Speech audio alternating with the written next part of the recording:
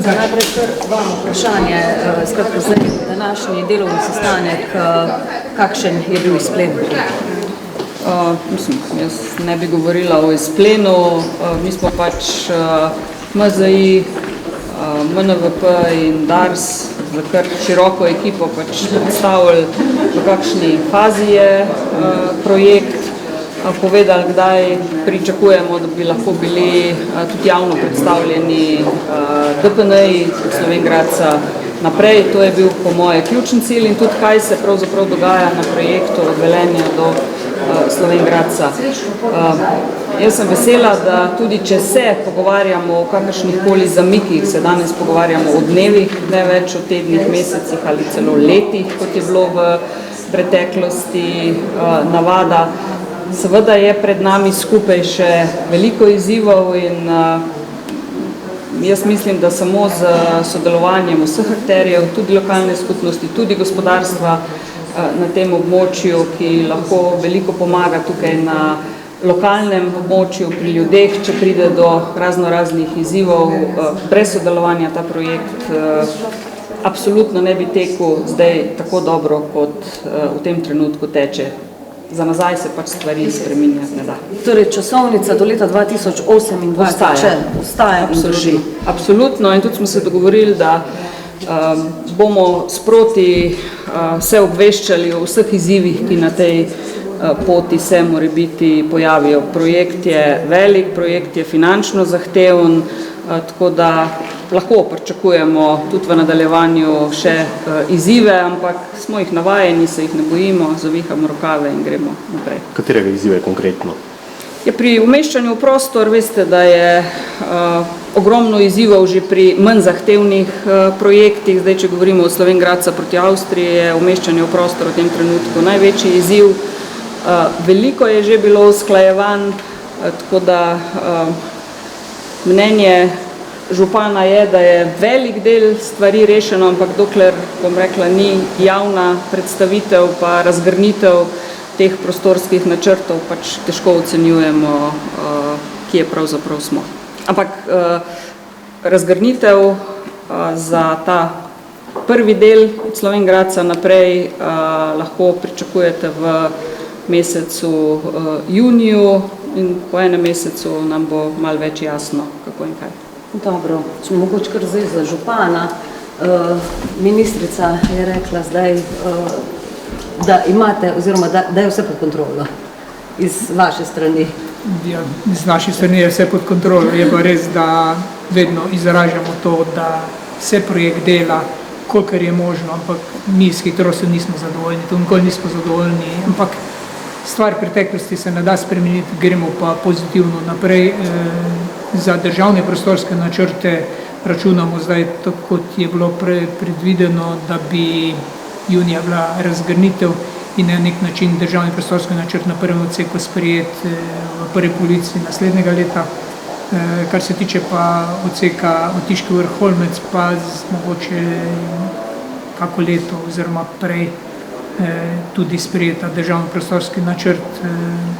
Ostale stvari pa tečejo v skladu z roki, ki so bili zastavljeni. To pomeni, da leta 2028 se bomo vozili po hitri cesti, po tretji razvojni osi od Šentruperta pa do Slovenj Gradca.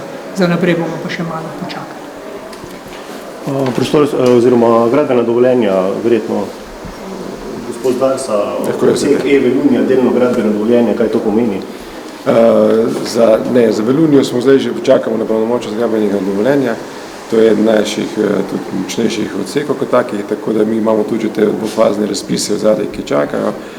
Da mislim, zaenkrat gremo po tej časovnici, to kot smo rekli, danes, kar je bilo pomembno, tudi kar se mene tiče, je pomembno to soobveščanje, da potem tudi občine vejo, kje smo, zakaj so, objektivno, da vejo tudi, da nas razumejo, kakšne stvari, če je prišlo do zapletov, da se rešuje tudi vzporedno, iščemo neke skupne rešitve.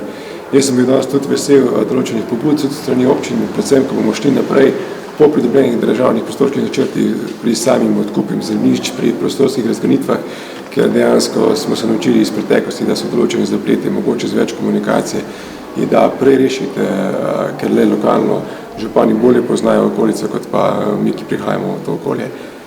To mogoče.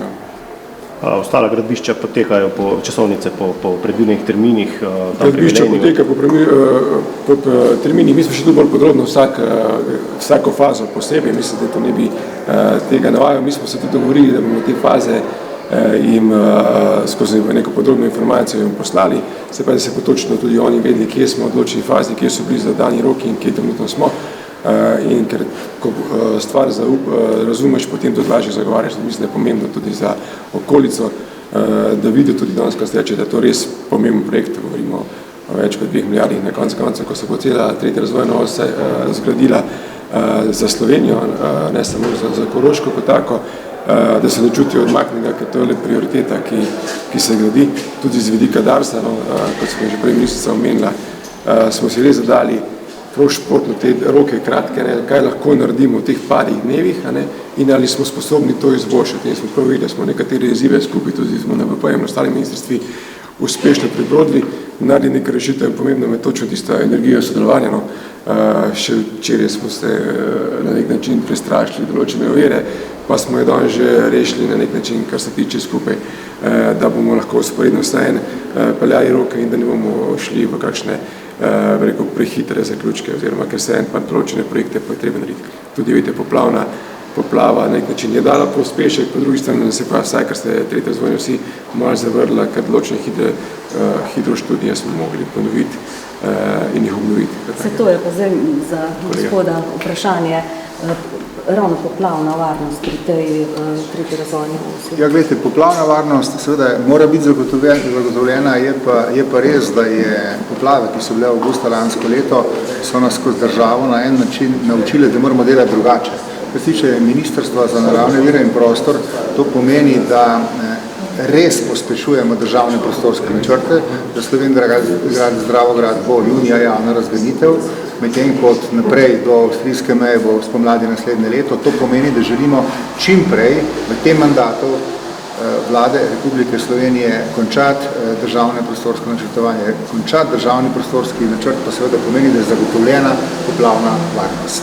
Skratka, čeprav razumem, državni prostorski načrt od Dravograda naprej pa do meje drugo leto spomladi javna razgrnitev in potem, če bo vse po sreči in mora iti po sreči, ob odličnem sodelovanju z občinami in vseh deležnikov, Dars, projektanti, načrtovalci vodno-gospodarskih ureditev, bi moral biti končan še v letu 2025. Vsekakor pa v mandatu te vlade.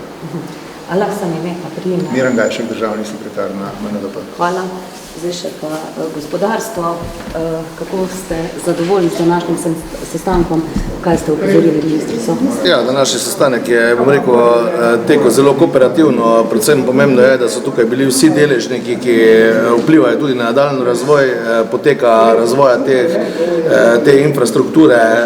Mislim, da najbolj pomembno je, da ti roke, ki smo si jih zastavili, da bo avtocesta po tretji razvojna os dokončana do leta 2028, tudi sledimo realizaciji teh rokov in da, bom rekel, sprotno odpravljamo težave, ki bojo nastale z novimi umeščanji v prostor, tako z lokalnimi skupnostmi kot z gospodarstvom.